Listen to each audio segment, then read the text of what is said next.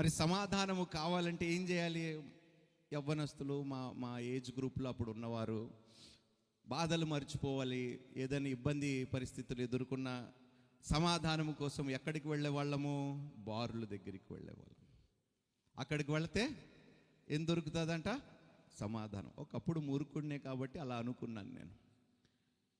ఇప్పుడు సమాధానము కోసం చాలామంది ఏమంటారంటే మెడిటేషన్ సెంటర్స్కి వెళితే, ధ్యాన కేంద్రాలకు వెళితే సమాధానము మీకు దొరకొచ్చేమో. ఇలా కొంతమంది అవన్నీ కాదు, కానీ మీరు డ్రగ్స్ తీసుకుంటే చెప్పండి సమాధానము కలుగుతుంది, అన్నీ మర్చిపోతాయి, ఆ మైకములు అన్నీ పోతాయి.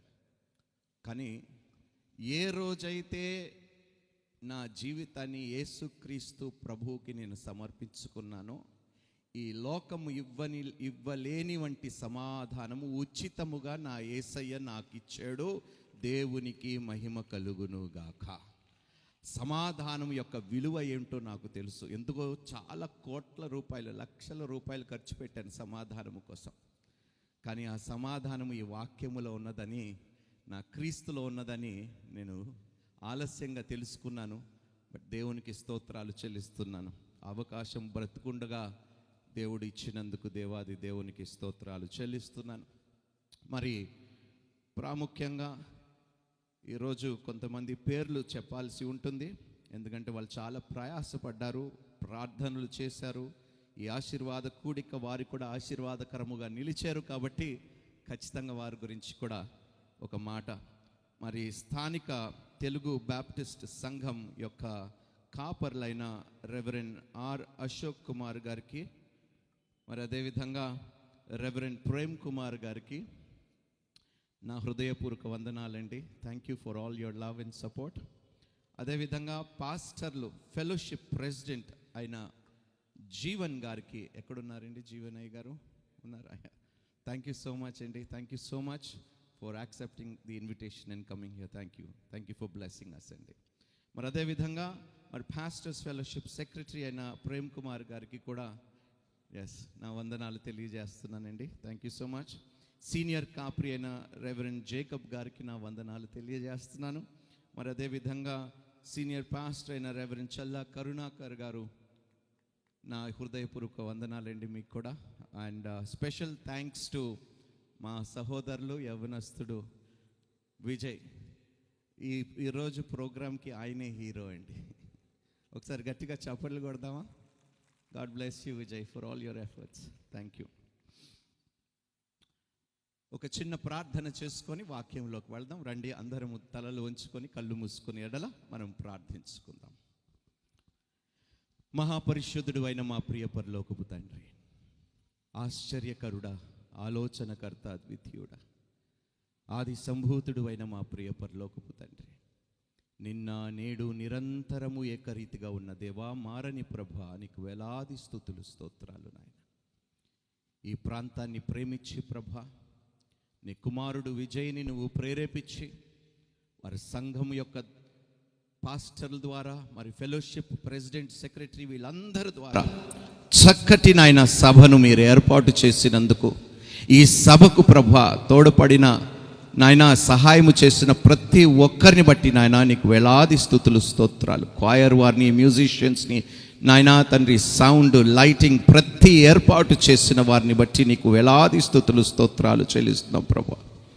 నాయనా తండ్రి, వారి ప్రయాస వ్యర్థముగా పోనీయకుండా ప్రభా, అనేక మంది ప్రభా నువ్వు ప్రేరేపించి ఈ స్థలానికి నడిపించిన విధానమును బట్టి నాయనా నీకు స్తోత్రాలు చెల్లిస్తున్నాం. ఇదిగో నాయనా తండ్రి, మరి ప్రాముఖ్యమైన సమయంలో మేము ప్రవేశిస్తున్నాము తండ్రి. ప్రతి హృదయాన్ని మీరు తాకండి ప్రభా, మీరు దర్శించండి తండ్రి. నాయనా నీ వాక్యము చేత ప్రతి ఒక్కరిని దర్శించండి తండ్రి. విన్న వాక్యమును బట్టి ప్రభా వారి జీవితాన్ని మార్చుకునే కృప, అవకాశము ప్రతి బిడ్డకి దయచేయమని వేడుకుంటున్నాను తండ్రి. నీ వాక్యములో సెలవిచ్చినట్టుగా ప్రభా, మీరు మారు మనసు కలిగి రూపాంతరము చెందుడి, అది ఈ దినము జరుగునుగాక అని మేము ప్రార్థిస్తున్నాము తండ్రి. బలహీనముగా నాయన ఉన్నవారిని, విశ్వాసములో స్థిరముగా లేని వారిని నాయన, ద్విమనసుకులు కలిగిన వారిని ప్రభా మీరు బలపరచండి తండ్రి.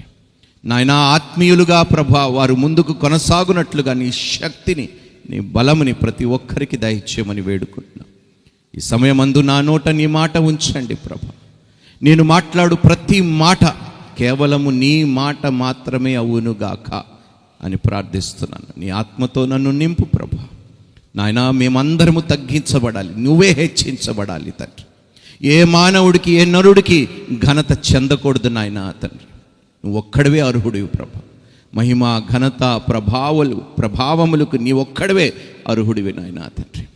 నాయనా, ఈ శ్రేష్టమైన సమయంలో నాయనా తండ్రి మీరు మాతో మాట్లాడుతారని మేము నమ్ముతూ నాయనా తండ్రి మమ్మల్ని మీ పాదము చెంత సమర్పించుకుంటూ నీకే సమస్త మహిమ, ఘనత, ప్రభావములు చెల్లిస్తూ యేసుక్రీస్తు నామం పేరట ప్రార్థించి అడిగి వేడుకుంటున్నాము తండ్రి. Amen, amen, amen.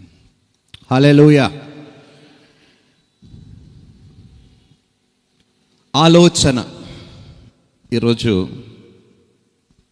ఒక మాట, ఆలోచన. మనం చాలాసార్లు ప్రకటనలో వినే ఉంటాం, ఒక ఆలోచన మీ జీవితాన్ని, నాకు వినిపించలే, గట్టిగా చెప్పాలి. అందుకనే 2 చేతులు జోడించి అన్ని ఆలోచనలు పెట్టుకోకండమ్మా. అర్థమైందా? వ్యర్థమైన ఆలోచనలను మనం విడిచిపెడతాం. అనుభవంతో నేను చెప్తున్నాను. వాక్యములో కూడా ఇంగ్లీష్లో ప్రావర్బ్స్లో ఒక మాట ఉంటుంది, as a man thinketh so is he.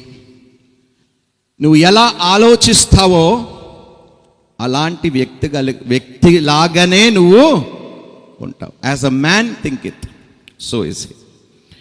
నేను కొన్ని ఉదాహరణలు చెప్తాను మీకు బైబిల్లో నుండి. అయితే ఇక్కడ ఎవరైనా నేను పనికి రాను, నా వల్ల ఏమీ కాదు, నా వల్ల ఏమీ ఉపయోగము లేదు, నాకు చదువు లేదు, తెలివి లేదు, బలము లేదు, ఇంకా నేను బ్రతికే లాభము ఏమిటి అని ఆలోచన కలిగి ఉన్నవాళ్ళు ఎవరైనా ఉంటే దయచేసి ఇది మీకే వర్తిస్తుంది. సేవకులకు కూడా నా మనవి, అందరికీ చెప్తున్నాను, చిన్న సంఘము, పెద్ద సంఘము అనేది నాకు బైబిల్లో కనిపించలే. నాకు తెలిసిన ఒకటే ఒక సంఘము, అది క్రీస్తు సంఘము. అది మహిమ కలిగిన సంఘము. ఒక్కరున్నా 100 ఉన్నా అది మహిమ కలిగిన సంఘమే. హల్లెలూయా. మనము చూసే విధానము, ఆలోచించే విధానము మార్చుకుంటే మన బ్రతుకులు మారుతాయండి. ఎందుకు ఈ మాట చెప్తున్నానంటే ఒక వ్యక్తి జీవితములో ఎప్పుడు గెలవలేడో తెలుసా? విజయము ఎప్పుడు పొందుకోలేడో తెలుసా? ఒక వ్యక్తి ముందుకు ఎప్పుడు వెళ్ళలేడో తెలుసా? ఎప్పుడైతే వాడు మనసులో ఈ ఆలోచన కలిగిందో, నా వల్ల ఏమీ, చెప్పండి, గట్టిగా చెప్పండి అబ్బా, నా వల్ల, మనము ఎవరమండి? మన వల్ల కాదు, శక్తి చేత కాదు, బలము చేత కాదు, నా ఆత్మ వలన. హల్లెలూయా. మీలో దేవుని ఆత్మ ఉన్నదా లేదా? ఇది క్రైస్తవులకు ఒక పెద్ద సవాలండి. పరిశుద్ధాత్మ ఉన్నదా? పరిశుద్ధాత్మ దేవుడు మీలో ఉన్నారా? ఉన్నారా? చేతులు ఎత్తండి ఒకసారి. హల్లెలూయా, హల్లెలూయా. దయచేసి వినండి. ఎప్పుడైతే నువ్వు ఇక్కడ నిర్ణయించుకుంటావో నువ్వు ఓడిపోయేవని, నువ్వు జీవితములో ఎన్నడూ గెలవలేవు. అర్థమవుతుందా మీకు? నేనంటాను, నువ్వు ఎప్పుడైతే పోరాటము నీ మనసులోనే ఓడిపోయావో, పోరాడటము కూడా విడిచిపెట్టేసే. ఎందుకంటే పోరాడినా కూడా నీకు విజయము రాదు. నీ సమయము నువ్వు వ్యర్థము చేసుకుంటున్నావు తప్ప నీకు ఏ మేలు. అందుకని దేవుడు అంటాడు, ద్విమనస్కులు ప్రార్థన దేవుడు ఆలకించడు అని యాకోబు పత్రికలో చాలా స్పష్టముగా వ్రాయబడి ఉన్నది. దేవుడి నుండి ఏ మేలు కోరుకోవద్దు అని బైబిల్ వాక్యము సెలవిస్తున్నది. ఎప్పుడైతే మీరు ఇక్కడ నిర్ణయించుకున్నారో, మీ మనసులో తీర్మానము చేసుకున్నారో నేను ఓడిపోయానని, మీరు జీవితంలో ఏ యుద్ధము కూడా చెప్పండి గెలవలేరు. ఇక్కడ వైవాహిక జీవితంలో ఎవరికైనా ఇబ్బందులు ఉన్నాయా? కష్టాలు చేతులు ఎత్తన అవసరం లేదు, వినండి జాగ్రత్తగా. ఎవరికైనా కష్టాలు ఉన్నాయా వైవాహిక జీవితంలో? మీరు ఎందుకు దానిని గెలవలేకపోతున్నారో తెలుసా? ఆల్రెడీ మీ మనసులో వీడు మారడు అని మీరు తీర్మానము చేసేసుకున్నారు. ఈమె మారదు. రాతి హృదయాలని మాంసపు హృదయముగా మార్చగలిగే దేవుడు మన దేవుడు. దేవునికి మనము ఎవరమండి చెప్పటానికి? వారు మారరు, వీళ్ళు మారరు. సౌలు లాంటి వాడినే దేవుడు పౌలుగా మార్చగలిగితే, మనెస్సా లాంటి రాజునే ఎలాంటి బలి అర్పణలు ఇచ్చాడు మందిరములో, కానీ అలాంటి వ్యక్తినే దేవుడు మార్చగలిగితే నీలాంటి వాడిని, నాలాంటి వాడిని దేవుడు మార్చలేడు. అమ్మా, నమ్మటము నీ వలనైతే, నాకు తెలుసు క్రైస్తవులు వాక్యాలు మనం సేవకులు చెప్పకముందే క్రైస్తవులు వాక్యాలు పూర్తి చేసేస్తారు. నమ్మటము నీ వలనైతే నమ్మువానికి సమస్తము. అది కేవలము పెదాల వరకే మిగిలిపోయిందండి. విశ్వాసములో మనం కనుపరచలేకపోతున్నాము దానిని. ఈరోజు జాగ్రత్తగా వినండి. ఎప్పుడైతే నువ్వు వివాహములో గెలవలేవు అని నువ్వు నిర్ణయించుకున్నావో నువ్వు గెలవు. ఎప్పుడైతే నేను చదువుకోలేను, నాకు తెలివి లేదు, నా వల్ల కాదు, మరి ఎందుకయ్యా స్కూల్కి వెళ్ళి చదువుకొని మీ తల్లిదండ్రులు డబ్బులు వ్యర్థం చేయటం? ఎప్పుడైతే ఇక్కడ ఫిక్స్ అయిపోతుందో చెప్పండి, మనము ఏమీ చేయలేం. అందుకనే పరిశుద్ధ లేఖనాలు ఏం చెప్తున్నాయో తెలుసండి? మీరు మారు మనసు కలిగి రూపాంతరము, నూతన సృష్టిగా, పాత స్వభావములన్నిటినీ పక్కన పెట్టండి. క్రీస్తు అనే నూతన పురుషునితో మీరు ముందుకు వెళ్ళటానికి ప్రయాసపడండి. There is no point in fighting for marriage if you have already lost the battle in your mind. హల్లెలూయా. ఒక మాట చెప్తానండి. దేవుడు, రండి వాక్యంలోకి వెళ్దాం. బైబిల్ తెరవండి దయచేసి. ఇశ్రాయేలు ప్రజలు దాదాపు కొన్ని వందల సంవత్సరాలు బానిసలుగా బ్రతికారండి. చాలా ఒత్తిడికి గురయ్యారు వాళ్ళు, చాలా హింసకు గురయ్యారు, చాలా కష్టాలు, బాధలు, శ్రమలు వాళ్ళు పొందుకున్నారు. ఎటు చూసినా కూడా వారికి శ్రమనే.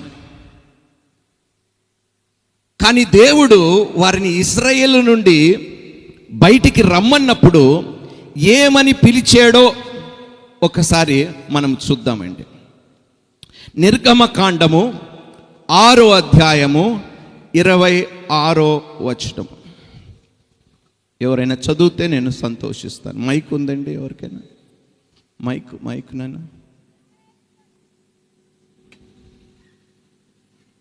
మైక్ ఇవ్వండి నాన్న పాస్టర్ గారికి. కార్డ్లెస్ మైకులు ఉండాలి కదా నాన్న, చాలా ఉండాలి. ఇక్కడే ఉన్నదా? ఓకే. అందరూ జాగ్రత్తగా బైబిల్ తెరిచారా? రైట్, జాగ్రత్తగా విందామండి.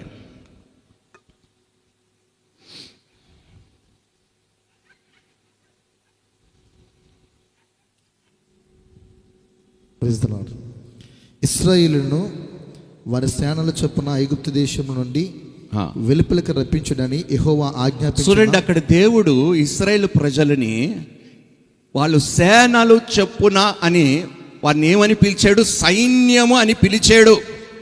ఏమని పిలిచాడు? మీరు ఎవరు?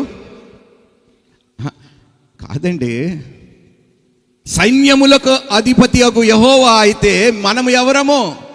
అపోస్తులైన పౌలు ఏమంటాడు? సైనికుల వలె అని వాక్యములో సెలవిచ్చాడా లేదా? ఇచ్చాడా లేదా చెప్పండి. దండం పెడతా, మాట్లాడండి, సంతోషిస్తా.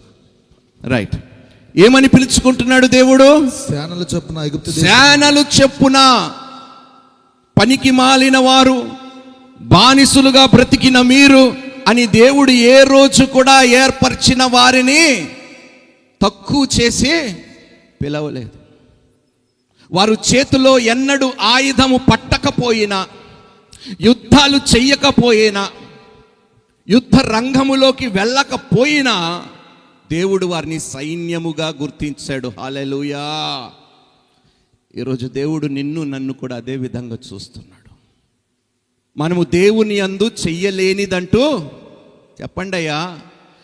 మన యుద్ధోపకరణములు భూ సంబంధమైన వాటివి అంటివి కావు. The weapons of our warfare are not of this world, they are mighty through God అంటాడు. హల్లెలూయా, హల్లెలూయా. ఏమంటాడు? వారి సైన్యములు చొప్పున, వారి సేనలు చొప్పున ఐగుప్తు దేశము నుండి వెలుపలికి రప్పించడానికి యెహోవా ఆజ్ఞాపించిన అహరోను మోషేలు వీరు. సరే చాలండి. నెక్స్ట్ నిర్గమకాండము 12వ అధ్యాయము 41వ వచనము చూడండి. దేవుడు ఆలోచన మన ఆలోచన ఎంత వ్యతిరేకముగా ఉంటుందో ఈరోజు ఈ యొక్క ఆలోచన తీరు మనం మార్చుకొని ఈ స్థలము నుండి వెళ్ళునుగాక. రైట్. ఆ 430 సంవత్సరములు గడిచిన తరువాత జరిగినది ఏమనగా, ఆ దినమందే యెహోవా సేనలన్నీయు ఐగుప్తు దేశముల నుండి బయలుదేరిపోయెను. ఆయన ఐగుప్తు దేశముల నుండి వారిని బయటికి రప్పించినందుకు ఇది యెహోవాకు ఆచరింపదగిన రాత్రి. సో ఏమంటున్నాడు? అక్కడ కూడా మళ్ళీ దేవుడు వారిని ఏమని పిలిచాడు చెప్పండి? సేనలు అని పిలిచాడు. అయితే ఈ మహానుభావులైన దేవుని ప్రజలు అంటే మనము కూడా అందులోని కలిగి ఉన్నామండి.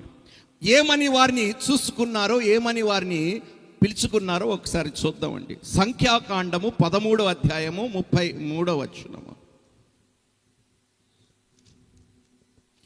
మరియు వారు తాము సంచరించి చూచిన దేశమును గూర్చి ఇశ్రాయేలులతో చెడ్డ సమాచారము చెప్పి, మేము సంచరించి చూచిన దేశము తన నివాసులను భక్షించే దేశము, దానిలో మాకు కనబడిన జనులందరూ ఉన్నత దేహులు. ఏమిటంట? ఉన్నత దేహులు. దేవుడు దేనిని చూడమన్నాడు? దేశముని వెళ్ళి చూడమన్నాడు. ఆజానుభావులుగా ఉన్నారంట. మేమేమో చెప్పండి అయ్యా, గొలియాతు గొప్పవాడా, దావీదు గొప్పవాడా? మీరే చెప్పాలి. ఎందుకు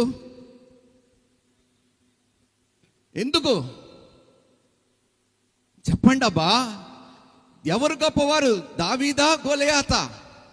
దావీదు సైజ్ ఏంటి? గొలియాతు సైజ్ ఏమిటి? ఎందుకు గెలిచాడో తెలుసా? దేవునికి వ్యతిరేకమైన ఆలోచన కాకుండా అనుకూలమైన ఆలోచన వెళ్ళాడు. హల్లెలూయా. అందుకనే జాగ్రత్తగా ఉండండి. మీ ఆలోచన దేవునికి అనుకూలంగా లేకపోతే, ప్రతికూలమైన ఆలోచనను కలిగి ఉంటే మనము ఎవ్వరు ముందు నిలవలేము. దేనిని మనము జయించలేము. ఏ గొలియాతు ముందు కూడా మనము నిలవలేము.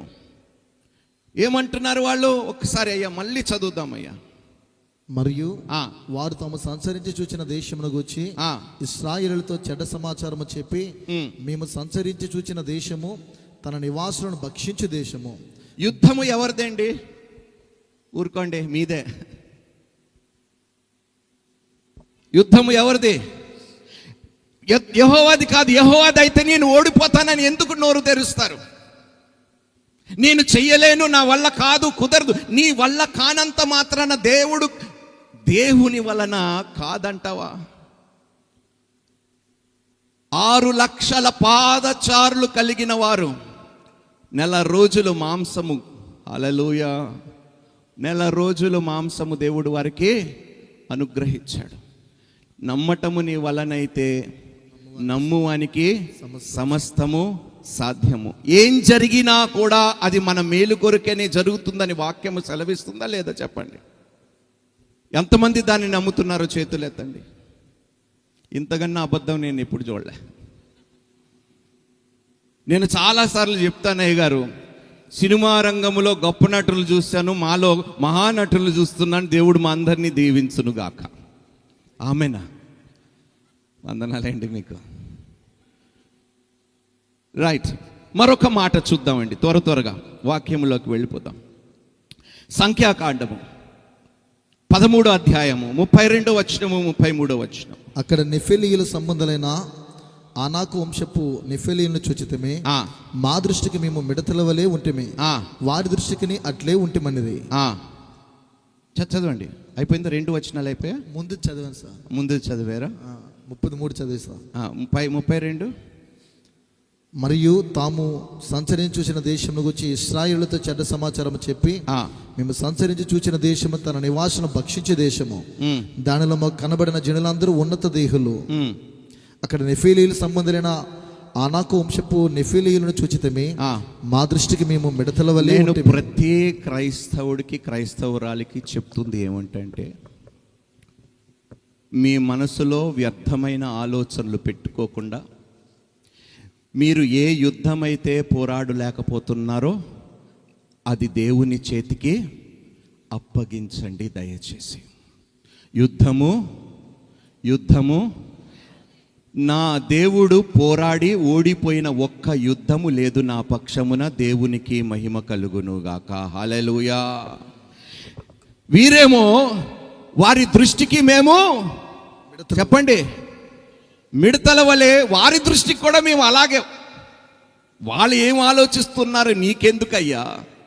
దేవుడు నీ గురించి ఏం ఆలోచిస్తున్నాడో ఆలోచనతో నువ్వు ముందుకు ధైర్యముగా వెళ్ళు అంటున్నాడు దేవుడు. నేను నీ పక్షమున ఉన్నాను. దేవుడు నీ పక్షముండగా నీకు విరోధి చెప్పండి అయ్యా. క్రైస్తవులకి గొప్పతనం ఏమిటో తెలుసా? వాక్యాలు గొప్పగా చెప్తారు కానీ కనుపరచవలసిన విశ్వాసం మనం కనుపరచలేకపోతున్నాం.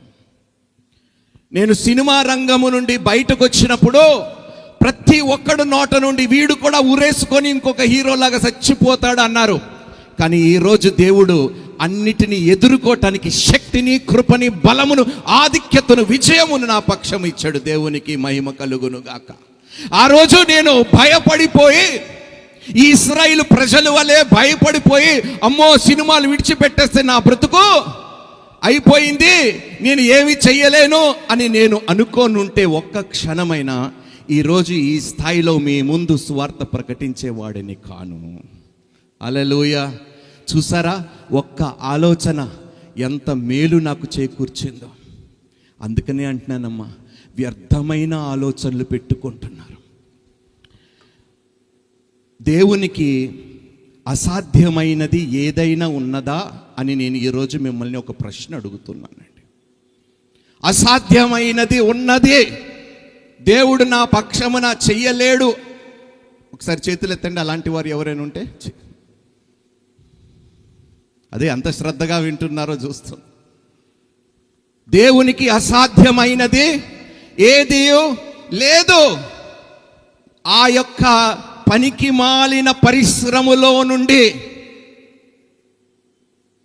చెడుతనములో మునిగి తేలుతున్న ఒక వ్యక్తిని భ్రష్టు పట్టి దేవునికి వ్యతిరేకముగా జీవిస్తున్న వ్యక్తి హృదయాన్ని మార్చగలిగే గొప్ప దేవుడు మన దేవుడు. హల్లెలూయా. అందుకని ఈరోజు అంటున్నాను, నా జీవితాన్ని నేను సాక్ష్యంగా చెప్తూ ఉంటాను. దేవుడు నన్ను మార్చగలిగితే ఎవరినైనా మార్చగలుగుతాడు. నన్ను మార్చింది మనుషులు కాదు, నన్ను మార్చింది సజీవుడైన నా దేవుడైన యేసుక్రీస్తు ప్రభువారు. హల్లెలూయా. 200 సినిమా కథలు విన్నా, 400 డైలాగులు చెప్పుంటా, పనికి మాలిన ఆట, అల్లరి చిల్లరతో కూడిన ఆట పాటలు నేను చేసుంటా. ఏ ఒక్కటి కూడా నా బ్రతుకుని మార్చలేకపోయింది. ఏ ఒక్క సినిమా నా ఆలోచనను మార్చలేకపోయింది. ఎప్పుడైతే ఈ పరిశుద్ధ గ్రంథముని నేను చేతిలో పట్టుకున్నానో నా సమస్త ఆలోచనలు మార్చివేసే శక్తినిచ్చింది. దేవునికి మహిమ కలుగునుగాక. అమ్మా, మన చేతిలో ఈ ఆయుధము చాలా గొప్పది.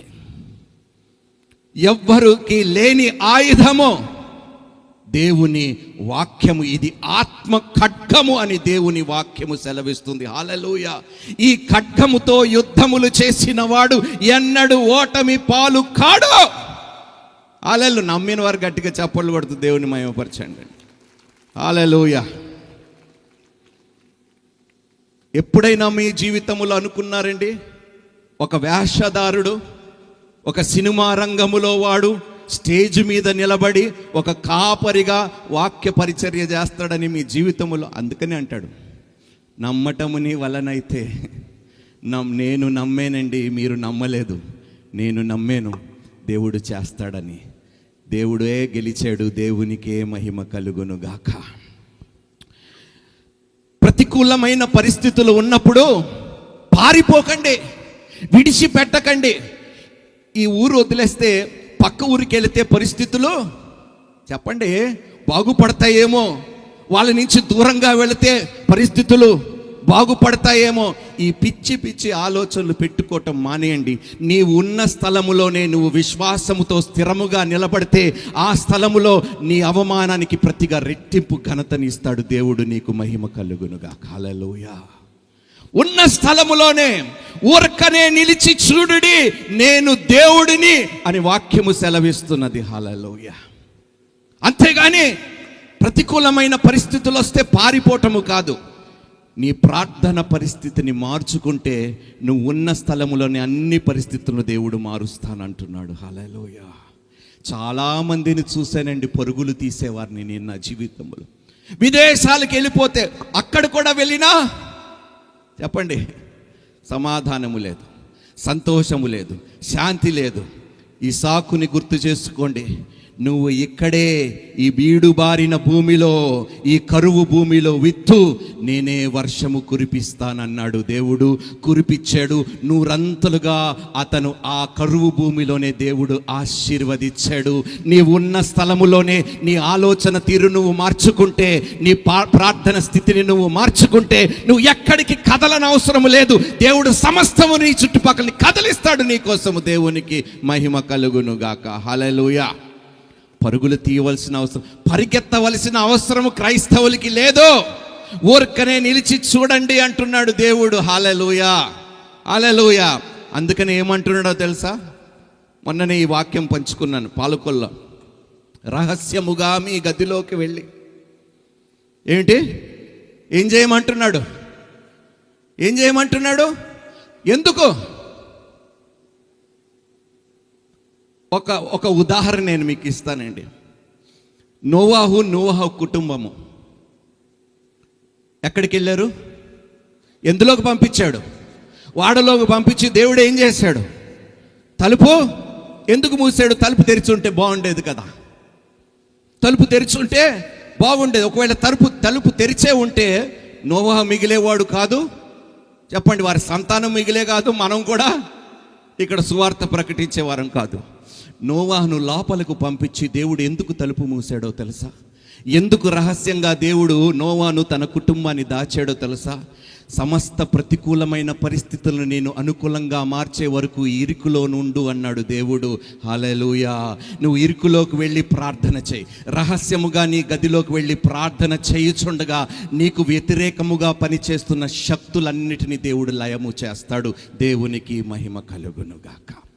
అందుకనే గదిలోకి వెళ్ళి, అంతేగాని అక్కడికి ఇక్కడికి పారిపోవటానికి కాదు. ఏదండి విశ్వాసం? మనం పారిపోతే, విడిచిపెట్టి వెళ్ళిపోతే, ఉన్న స్థలములోనే దేవుడు నీకు ఘనతనిస్తాడు, ఇచ్చే తీరుతాడు. నమ్మిన వారైతే చప్పట్లు కొట్టి దేవుణ్ణి మహిమపరచండి. హల్లెలూయా. సేవకులకు కూడా నేను ఎప్పుడు మనవి చేస్తానండి, మనం ఈ ప్రాంతము మారితే సేవ బాగుంటుందేమో. ఇక్కడ కొంచెం కష్టం ఉన్నదో, ఎంత కష్టమున్నా ఆ స్థలములోనే దేవుడు నీ ద్వారా మహిమ పొందుకోబోతున్నాడు. హల్లెలూయా. విడిచిపెట్టకు సోదరి సోదరుడా, దేవునికి అసాధ్యమైనది ఏది. అందుకని అంటున్నాను, నీ ఆలోచనను మార్చుకో. క్రైస్తవుడికి ఉండవలసిన ఆలోచనలు క్రైస్తవులకి లేకపోవటం వల్లనే మనము జయించలేకపోతున్నాం. అనేక యుద్ధాలు మనం ఓడిపోతున్నాం, మనం గెలవలేకపోతున్నాం. ఇది చాలా బాధ కలిగిస్తుంది. ఒక అనాథినైన నన్ను, దిక్కులేని వాడినైన నన్ను రాజుల ముందు, ప్రధానుల ముందు దేవుడు కూర్చోబెట్టాడు. దేవునికి మహిమ కలుగును గాక. ఇప్పుడు చెప్పండి, దేవునికి అసాధ్యమైనది ఏదైనా ఉందా? దానియేలు ఎంతమందికి తెలుసండి? దానియేలు ఎవరండి? ఆయన దానియేలు ఎవరు?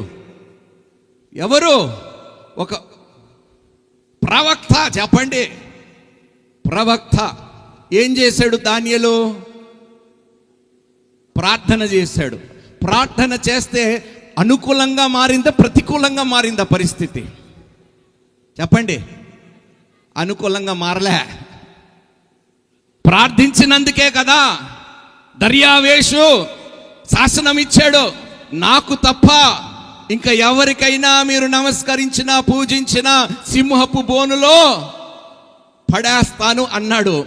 దానియేలు ప్రార్థన ఆపలేదు. ఇదిగో జాగ్రత్తగా వినండి సంఘమా, దానియేలుకు తెలుసు, నేను ప్రార్థన మొదలు పెడితే యుద్ధము ఆరంభమవుతుందని, కానీ విజయము నాదే అనే గెలుస్తాను అనే ఆలోచనతోనే ఆయన ప్రార్థన మానలేదండి. దేవునికి మహిమ కలుగును గాక. నాకు తెలుసు, నేను ప్రార్థిస్తే సింహపు బోనులో పెడతాడు. ఎంత అద్భుతమైన దేవుడు తెలుసండి. సింహపు బోనులో ఎవ్వడు వెళ్ళని చోటుని దానియేలుని ఒంటరిగా తీసుకొని వెళ్ళి ఏ డిస్టర్బెన్స్ లేకుండా అక్కడ ప్రార్థనలు చేయించి, ఆ ప్రార్థనల ద్వారా దర్యావేషు హృదయాన్ని, ఆ బబులోని రాజ్యములో ఉన్న మనుషుల హృదయాన్ని దానియేలు ప్రార్థన మార్చగలిగింది. దేవునికి మహిమ కలుగును గాక. మీరు రహస్యంగా వెళితే అనేక యుద్ధాలు మీరు గెలుస్తారు, గెలిచే తీరుతారు. అందులో ఏ సందేహము, సంకోచము లేదు. ప్రియ సంఘమా, ఈరోజు ఎందుకు ఓడిపోతున్నామో తెలుసా? కష్టాలు వచ్చినప్పుడు ఇంకేం జరుగుతుందిలే, ఇంకేం మంచి జరగదు, ఇంకా ప్రార్థన కూడా ఎందుకు, ఇంకా సంఘముకి వెళ్ళి సహవాసముగా కూడటము, పరిశుద్ధుల సహవాసము కూడటము ఎందుకు అని చాలామంది సంఘానికి కూడా రావటము మానేస్తున్నారు. ఒకవేళ సంఘానికి వచ్చినా కూడా ఎలాంటి మోకాలతో వస్తున్నారో తెలుసా? చెప్పండి, మీకు తెలుసు మీరు ఎలాంటి మోకాలతో వస్తున్నారో. ఎలా? సంతోషంతో వస్తున్నారా? చెప్పండి అయ్యా. ఆహా, ఎవరో ఈ తల్లి చెప్పిందో ఏడుపు మొక్కలతో, దేవుడు నిన్ను దీవించునుగాక. అమ్మా, 100వ కీర్తన అయ్యగారు ఒకసారి 100వ కీర్తన తీయండి. మొదటి 2 వచనాలు చదవండి. సమస్త దేశములారా యెహోవాకు ఉత్సాహధ్వని చేయుడి. నాకు వినిపిలే. యెహోవాకు ఉత్సాహధ్వని చేయుడి కాదండి, మనం ఎంత కేకలేసి, అయ్యగారు ఎవరు, మన జీవన్ గారు ఎక్కడున్నారు? ఉన్నారా? వెళ్ళిపోయారా? ఉన్నారా? వెళ్ళిపోయారా? లేరా? వెనుకున్నారు. జీవనయ్య గారు ఎక్కడున్నారు? ఒకసారి కనిపించటం లేదు నాకు. సరే, ఎన్ని మార్లు తెలుసా హల్లెలూయా అనమన్నారు? ఎన్ని మార్లు? ఒకసారి వాక్యం చదవండి. సమస్త దేశములారా యెహోవాకు ఉత్సాహధ్వని చేయుడి. ఓ, ఎంత ఉత్సాహంతో చెప్పారు హల్లెలూయా. సమస్త దేశములారా యెహోవాకు ఉత్సాహధ్వని చేయుడి. సంతోషముతో యెహోవాను సేవించుడి. సంతోషముతో లేదండి పాస్టర్ గారు, మాకు దేవుడు చేయలేదు కాబట్టి మేము ఓటమిని అంగీకరించాం కాబట్టి ఏడుపు మొక్కలు పెట్టుకొని మేము దేవుని సన్నిధికి వస్తామండి. కాదండి, నువ్వు నన్ను చంపినా నేను నిన్ను విడవను. హల్లెలూయా. ఎందుకో తెలుసా? నువ్వు నన్ను చంపిన సమాధిలో నుండి మరలా నన్ను లేవనెత్తగలిగే గొప్ప దేవుడివి, నీకు మహిమ కలుగును గాక. హల్లెలూయా. సో ఏమంటున్నాడు? సంతోషముతో యెహోవాను సేవించుడి, ఉత్సాహగానము చేయొచ్చు ఆయన సన్నిధికి రండి. ఎలా రావాలి? ఇంటి నుండి బయలుదేరినప్పుడు చూసారా మీ ఆలోచన? నేను దేవుని సన్నిధికి వెళుతున్నాను, నా ప్రియుడిని కలవటానికి నేను వెళుతున్నాను, నాకు సమస్త దీవెనలు ఆశీర్వాదమును కలిగించే వాడి దగ్గరికి వెళుతున్నాను, నా ప్రతికూలమైన పరిస్థితిని మార్చేవాడిని నేను కనుక్కోటానికి వెళుతున్నాను, ఆయనని ఎదుర్కోవటానికి వెళుతున్నాను ఆయన నేను కలిసినప్పుడు తప్పకుండా దేవుడు నా పరిస్థితిని మారుస్తాడని ఆలోచనతో సంతోషంగా సంఘానికి వచ్చిన వారు దీవించబడతారు. హల్లెలూయా. అంతేగాని ఎంతసేపు పెడబొబ్బులే, ఎంతసేపు ఏడుపు మొక్కాలంటే, అమ్మ నేను ఇక్కడ పెళ్ళి అయిన పురుషులను అడుగుతానండి, ఎప్పుడు చూసినా ఇంట్లో భార్య ఏడుస్తూ ఉంటే మీకు ఇంటికి వెళ్ళబుద్ధి అవుతుందండి? అరే చెప్పండి అబ్బా. మీరు చెప్పకపోతే అలాగే ఉన్నట్టు నేను భావించాలి. అలా ఉంటే మనకి ఇంటికి వెళ్ళాలనే ఆలోచన ఉండదు. ఎప్పుడు చూసినా ఏడుపు ముఖం పెట్టుకొని కూర్చుంటుంది, ఏం పోతాం ఇంటికి. మరి దేవుని హృదయానికి బాధ కలగదండి. నా ప్రజల కోసము నా కుమారుణ్ణి నేను పంపించి వారు పాపము నిమిత్తము ఆయనని పాపిగా చేసి నా ఎదుట నీతిమంతులు అగునట్లుగా వారిని ఎంచితే ఇంకా ఏడుపు మొక్కాలు పెట్టుకొని నా సన్నిధికి వస్తారా? ఏ తక్కువ చేశానని వారు ఈ విధంగా నా సన్నిధికి ఉత్సాహగానములు చేయకుండా వస్తున్నారు. అందుకని అంటున్నానన్న, నీ ఆలోచన నువ్వు మార్చుకో. నేను వెళుతున్న వ్యక్తి సామాన్యమైన వ్యక్తి. ఇదిగో నేను ఒక సీఎం దగ్గరికి వెళ్తున్నాను అనుకో, పని జరుగుతుందనే చెప్పండి అయ్యా. లేకపోతే ఓ మంత్రి దగ్గరికి వెళ్ళి నా సిఫారిష్ ఇస్తే చేస్తాడనే నమ్మకం. లేకపోతే ఎందుకు వెళ్తావు ఆయన దగ్గరికి? చెయ్యనోడి దగ్గరికి నువ్వు వెళ్ళవు కదా, చేసేవాడి దగ్గరికే వెళ్తావు. మరి ఈ చేసే సమస్తము చేసేవాడి దగ్గరికి ఎలా వస్తున్నావు నువ్వు? ఏ ఆలోచనతో, ఏ మనసుతో, ఎలాంటి స్వభావముతో, ఏ వైఖరితో ఈ దేవుని దగ్గరికి నువ్వు వస్తున్నావు? ఒకసారి ఆలోచించు. ఈరోజు ఓడిపోవటానికి, మన ప్రార్థనకు ప్రతిఫలము పొందుకోలేకపోవటానికి కారణము మనమే, మన తీరే, మన వ్యక్తిగత తీరే, మన మనసే. అందుకని దేవుడు అంటున్నాడు, మారు మనసు కలిగి రూపాంతరము. హల్లెలూయా, హల్లెలూయా. సంఖ్యాకాండము 14వ అధ్యాయము 44వ వచనము 45వ వచనము. అయ్యా నాకు టైం చెప్పండి, మా సేవకులకి ఒక వీక్నెస్ అండి, మైక్ పట్టుకుంటూ మేము వదలలేము. యెహోవా మీకు తోడయ్యుండుడని. అయితే వారు మూర్ఖించి ఆ కొండను ఎక్కిపోయిరి. మూర్ఖించి ఆ కొండ ఎక్కిపోయిరి. అయినను యెహోవా నిబంధన మందసమైనను మోషే అయినను పాలెములో నుండి బయలు వెళ్ళలేదు. అప్పుడు ఆ కొండ మీద నివాసముగానున్న అమాలేకీయులను కనానీయులను దిగి వచ్చి వారిని కొట్టి హర్మో వరకు వారిని తరిమి హతము చేసి. అంతే, అయిపోయింది. ఎప్పుడైతే యుద్ధము దేవుని చేతిలో పెట్టకుండా నీవే పెద్ద వీరుడు సూర్యుడు అనుకొని నువ్వు వెళ్ళిపోయి యుద్ధం చేయాలనుకుంటావో నువ్వు ఓటమి పాలవుతావు ఖచ్చితముగా. అందుకనే ఎవరిని ఆధారము చేసుకోమంటుంది బైబిల్లో? నాకు వినిపిలే. మరి చేసుకోండి. దేవునికి అసాధ్యమైనది ఒక్క ఆలోచన. మీ జీవితాన్ని చెప్పండి గట్టిగా, వన్ ఐడియా కెన్ చేంజ్. చాలయ్యా ప్రభువా, ఎన్నో ఆలోచనలు కలిగి ఎంతవరకు నేను ఓటమి పాలైపోయాను. ఇక నుంచి నేను ఆలోచించటము మానేసి నా పక్షమున నిన్ను ఆలోచింపని చేస్తాను. నా పక్షమును నువ్వు ఆలోచిస్తే అది మేలు కొరకే ఆలోచిస్తావు. నీకు మహిమ కలుగును గాక. హల్లెలూయా. చప్పట్లు కొట్టండి. Praise the Lord. కొన్ని మాటలు చెప్పి 10 అయిపోతుంది. మీరు లేటుగా వచ్చారు, నాకేమో టైం సరిపోదు. ఏం చేయాలి చెప్పండి? ఓకే, ఫిలిప్పీలకు రాసిన పత్రిక 1వ అధ్యాయం 6వ వచనం. నా సంగతి ఇంతే అని ఎవరైనా, నా కథకి ఇంకా ముగింపు ఇదే, నా స్టోరీ ఇంతటితో అయిపోయింది అని ఎవరైనా ఆలోచన కలిగి ఉంటే ఈ వాక్యము మీకోసమే. ఈ సత్క్రియను ఆరంభించిన వాడు యేసుక్రీస్తు దినము వరకు దానిని కొనసాగించునని రూఢిగా నమ్ముచున్నాను. హల్లెలూయా. అంతే అండి, ఆ ఒక్క వచనమే. ఏ సత్క్రియ అయితే దేవుడు ఆరంభించాడో అది క్రీస్తు దినము వరకు కొనసాగింపబడుతుందని రూఢిగా నేను నమ్ముచున్నాను. నీలో నాలో ఎప్పుడైతే ప్రభువా నీవే నా రక్షకుడివి అని నువ్వు అంగీకరించావో ఒక గొప్ప కార్యము దేవుడు నీలో ఆరంభించాడు. ఆ కార్యము ముగించే వరకు నిన్ను విడిచిపెట్టేవాడు కాడు. అందుకనే నేను నిన్ను ఏమాత్రము విడవను. చెప్పండి, ఎన్నడూ ఎడబాయను. ఈరోజు చాలామంది ఈరోజు ఒక చక్కటి పాట, ఆ లాస్ట్ సాంగ్ ఏం పాడారు? విలువైన ఏమిటది? విలువేలేని నా జీవితం నీ చేతిలో పడగానే అది ఎంతో. చెప్పండి, పాడండి, ఒకసారి పాడండి. ఎక్కడున్నారు? అది ఎంతో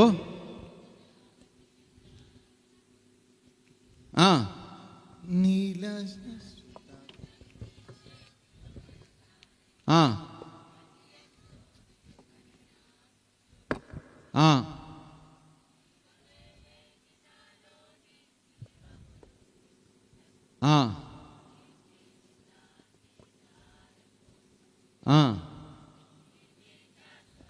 ప్రేమయా నేను మరచిపోలేనయా, ఎన్ని యుగాలైనా మారదు.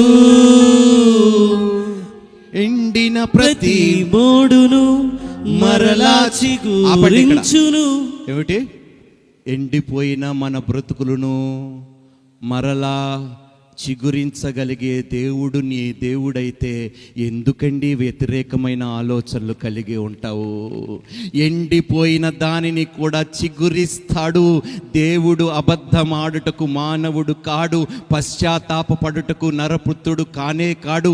ఆయన చెప్పి చెయ్యకుండునా, ఆయన మాట ఇచ్చి స్థాపింపకుండునా. హల్లెలూయా. ఎండిపోయిన దానిని కూడా చెప్పండి, అది ఈరోజే మొలకెత్తునుగాక. ఎండిపోయిన బ్రతుకులు ఎక్కడైతే, ఏ స్థలాలైతే ఎండిపోయాయో అది ఈరోజే దేవుడు మొలకెత్తునుగా, అవి దేవుడు చెప్పండి చిగురించును గాక. Hallelujah, hallelujah. Thank you Lord Jesus. రెండోది, హెబ్రీయులకు రాసిన పత్రిక 12వ అధ్యాయము 2వ వచనం. కొన్ని వాక్యాలు చెప్పి నేను ముగించి సాక్ష్యం వింటారా? ఎంతమంది వింటారు? ఈడు ఎన్ని పాపాలు చేస్తాడు ముందు తెలుసు. Right, very good. మనము కూడా ప్రతి భారమును సులువుగా చిక్కులు పెట్టి పాపమును విడిచిపెట్టి విశ్వాసము కర్తయు దానిని కొనసాగించేవాడనేనా యేసు వైపు చూచుచు. హల్లెలూయా. మన విశ్వాసకర్త ఎవరండి? యేసయ్య. ఎవరి వైపు చూడాలి? నీ సమస్య వైపు కాదు. దావీదు గొలియాతును చూచి ఏమన్నాడో తెలుసా? సున్నతి లేని ఫిలిస్తీయుడా, నువ్వైతే ఆయుధములతో వచ్చావు, ఇదిగో జీవము కలిగిన దేవుని నామములో నేను నీ దగ్గరికి వస్తున్నాను అన్నాడు. గెలిచాడు ఆ నామములో. హల్లెలూయా. అందుకనే అంటాను నాన్న, నమ్మటము నీ వలనైతే. ఈ ఆలోచనలు ఉన్నాయి చూడండి, దానిని మీరు మార్చుకోగలిగితే మన జీవితంలో ఉన్న 90% దరిద్రాలు చెప్పండి పోతాయా పోవా? అయితే మీరు ఏం చేయాలి? ఈరోజు పనికి మాలిన ఆలోచనలను చెరపట్టి దేవుని పాదము దగ్గర మీరు పెట్టండి. హల్లెలూయా. నాకు తెలుసు అయిపోయింది. ఆదికాండము 50వ అధ్యాయము 20వ వచనము. మీరు అందుకనే తొందరగా వచ్చి ఉంటే ఇది ఉండేది కాదు. హల్లెలూయా. వారిని కూడా మనం ఇబ్బంది పెట్టుకోకూడదు. వాళ్ళు పై అధికారులకు కూడా వాళ్ళు జవాబు ఇవ్వాల్సి ఉంటుంది కాబట్టి అది మనకి కూడా మర్యాద కాదు. రైట్, చదవండి అయ్యా. 20వ వచనం. మీరు నాకు కీడు చేయను ఉద్దేశించి నేటి దినమున జరుగుచున్నట్లు అనగా బహు ప్రజలను బ్రతికించినట్లుగా అది మేలుకే దేవుడు ఉద్దేశించాడు. హల్లెలూయా. మీరు కీడే నాకు చెయ్యాలనుకున్నారు, కానీ ఆ కీడుని దేవుడు నాకు మేలుగా మార్చాడు. దేవునికి మహిమ కలుగును గాక. అందుకనే ఎంత ప్రతికూలమైన పరిస్థితుల్లో ఉన్నా కూడా అది నీ మేలు కొరకని నువ్వు భావించి ఆలోచన కలిగి శ్రమ కలుగుట నాకు మేలాయను అని దేవునికి ఆ పరిస్థితుల్లో కూడా నువ్వు నిజంగా అమ్మ అక్కడ ఏమి లేదైందని చూడండి. హృదయపూర్వకంగా మీరు దేవునికి నిజంగా స్తోత్రాలు చెల్లించగలిగితే మీ పరిస్థితిని దేవుడు ఖచ్చితంగా మారుస్తాడు. హల్లెలూయా, హల్లెలూయా. చాలా చెప్పాలని ఉంది, కానీ సమయము అనుకూలంగా లేదు. మరి దేవుని చిత్తమైతే, ఒకవేళ సజీవ లెక్కలో దేవుడు మమ్మల్ని పెడితే, దేవుని చిత్తమైతే మరలా మీ ప్రాంతానికి వస్తాను. మీరు నిజంగా దేవుణ్ణి, నన్ను కాదండి, నన్ను ఎవ్వరు ప్రేమించిన అవసరం లేదు, మీరు నిజంగా దేవుణ్ణి ప్రేమిస్తే క్రమమును పాటించి ఏ టైమింగ్ అనుకున్నామో ఆ టైమింగ్కి వస్తే ఇంకా ఎన్నో అద్భుతమైన విషయాలు నేను మీతో పంచుకోగలుగుతాను. రండి మనం ప్రార్థించుకుందాం. లేచి నిలబడదామండి, లేచి నిలబడదాం. హల్లెలూయా. ఈరోజు సామెతల్లో ఒక మాట అంటాడు, నావి 2 మనవులు. ఏమిటవి? అబద్ధములను వ్యర్థమైనవి నా యొద్ద నుండి తీసివేయి. హల్లెలూయా, హల్లెలూయా. అమ్మ, దేవుని ఆలోచనకు ఏ ఆలోచన మనం వ్యతిరేకంగా ఆలోచించినా అది వ్యర్థమైన ఆలోచనలే. ప్రతి ఆలోచన చెరపట్టి ఈరోజు దేవుని జ్ఞానానికి వ్యతిరేకముగా దుర్గముల వలె ఏ అయితే ఆలోచన నిలుస్తున్నాయో దానిని చెరపట్టి దేవుని పాదముల కింద సమర్పించుకుందాం. 2 చేతులు పైకెత్తుతాం. ప్రభువా, నన్ను బలపరచు నాయనా తండ్రి. ఒకవేళ నా నోటితో ప్రభువా ఇది జరగదు అని నేను ఓటమిని అంగీకరించి ఉంటే ప్రభువా నన్ను క్షమించి మరలా ఆ పరిస్థితికి నాయనా తండ్రి నేను వెళ్ళకుండా నేను జయించే స్థితిలో నన్ను నిలబెట్టు తండ్రి. నీకు అసాధ్యమైనది ఏదీ లేదు నాయనా ప్రభువా. నమ్మటము నా వలనైతే సమస్తము సాధ్యమన్నావు దేవా. నువ్వు ప్రార్థించక మునిపే నువ్వు పొందుకొని ఉన్నావని విశ్వసించు అని నీ వాక్యము సెలవిచ్చినట్టుగా ఈరోజు నేను నమ్ముతున్నాను ప్రభు.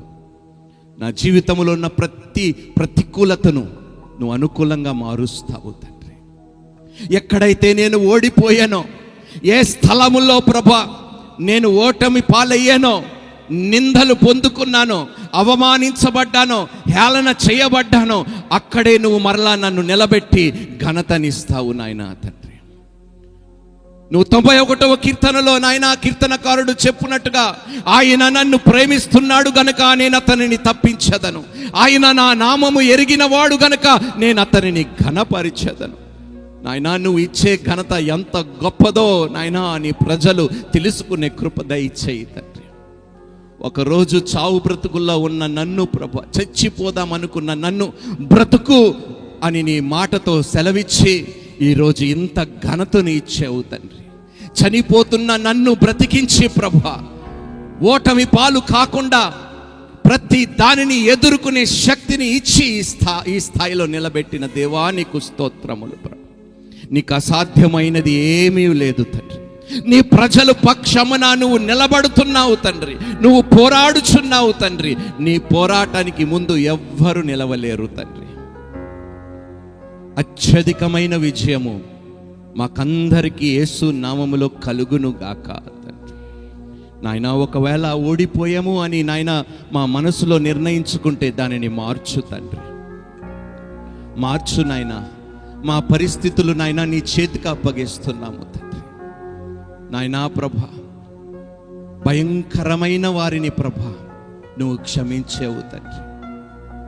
ఖైదీలను, వేశ్యలను ప్రభా నాయనా, తిరుగుబాటుతనము చేసేవారిని, నిన్ను దూషించిన వారిని నాయన అందరినీ నువ్వు మార్చేవు తండ్రి. నీకు అసాధ్యమైనది ఏదీ లేదు. మరి నా భర్త కోసము నేను ప్రార్థించుచుండగా, నా భార్య పిల్లల కోసము నేను ప్రార్థించుచుండగా ఇవి జరగవా ప్రభా? నీ నామములో ఏది అడిగినా నిశ్చయముగా చేస్తానని వాగ్దానం ఇచ్చిన దేవా నీకు స్తోత్రాలు నాయనా తండ్రి. ఇదిగో నాయన ప్రభా, మాటతో ప్రభా నిన్ను దుఃఖపరిచుంటే నాయన, ఇబ్బంది పెట్టుంటే, గాయపరిచుంటే మమ్మల్ని క్షమించండి తండ్రి. మా పరిస్థితులను బాగు చేస్తావని నమ్మి నీ సన్నిధికి వచ్చాము తండ్రి. ఇదిగో నాయనా, రాత్రి వరకు దుఃఖముండెను, ఉదయము సంతోషము వచ్చెను. హల్లెలూయా. నా జీవితములో కూడా ఉదయము సంతోషము రాబోతుంది ప్రభా. తగిన కాలమందు నువ్వు నిర్ణయించిన సమయమందు ఆ సంతోషము నేను చూడబోతున్నాను తండ్రి. నీకు స్తోత్రాలు ప్రభా. ఆలస్యమని నేను ఎంచుకున్నాను, నన్ను క్షమించు. కానీ నువ్వు ఆలస్యము చేసేవాడివి కావు నాయనా తండ్రి. నాకు ప్రతికూలముగా ఉన్న ప్రతి పరిస్థితిని తొలగించేదాకా నువ్వు నన్ను గదిలో దాచే దేవుడివి ప్రభా. అవన్నీ పోయేదాకా ప్రభువా నన్ను బయటికి రానియకుండా క్షేమంగా నన్ను దాచే దేవానికి స్తోత్రములు తండ్రి. ఇదిగో నీ వాక్యములో సెలవిచ్చావు, నీకు వ్యతిరేకముగా రూపింపబడిన ఏ ఆయుధము వర్ధిల్లదు, అది నేను నమ్ముతున్నాను తండ్రి. నువ్వు నూతన కార్యము చిగురిస్తున్నావు, ఇప్పుడే ఈ క్షణమే అది చేస్తున్నావని మేము నమ్ముతున్నాము.